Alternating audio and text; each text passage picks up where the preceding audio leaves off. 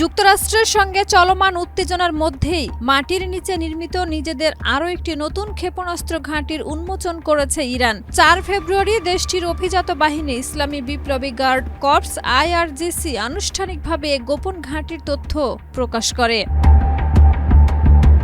ঘাঁটি পরিদর্শনে যান ইরানের সশস্ত্র বাহিনীর প্রধান মেজর জেনারেল আব্দুর রহমান মৌসাভি এবং বিপ্লবী গার্ডের অ্যারোস্পেস ফোর্সের প্রধান সায়েদ মাজেদ মৌসাভি। এ সময় তারা মিসাইল ইউনিটগুলোর সক্ষমতা, প্রস্তুতি ও অপারেশনাল অবস্থা সম্পর্কে খোঁজ খবর নেন। পাশাপাশি ঊর্ধ্বতন সামরিক কর্মকর্তাদের ঘাঁটির কার্যক্রম ও কৌশলগত পরিকল্পনা সম্পর্কে অবহিত করা হয়।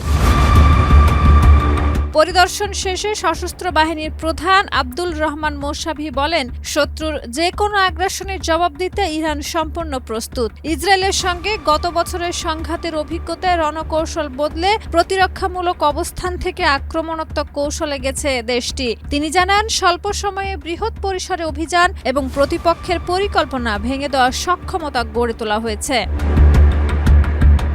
এদিকে গত কয়েকদিন ধরে ইরানের আশেপাশের অঞ্চলে যুদ্ধজাহাজ সহ যুক্তরাষ্ট্রের ব্যাপক সামরিক উপস্থিতি লক্ষ্য করা যাচ্ছে।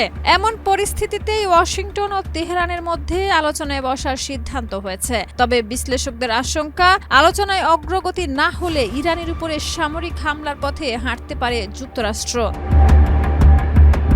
এই প্রেক্ষাপটে ইরানের সর্বোচ্চ নেতা আয়াতুল্লাহ আলী খামেনি হুঁশিয়ারি উচ্চারণ করে বলেছেন, যুক্তরাষ্ট্র যদি এবার ইরানে হামলা চালায় তবে তার প্রভাব শুধু একটি দেশের মধ্যেই সীমাবদ্ধ থাকবে না, বরং পুরো অঞ্চলকে জড়িয়ে একটি বড় আকারের যুদ্ধ শুরু হতে পারে।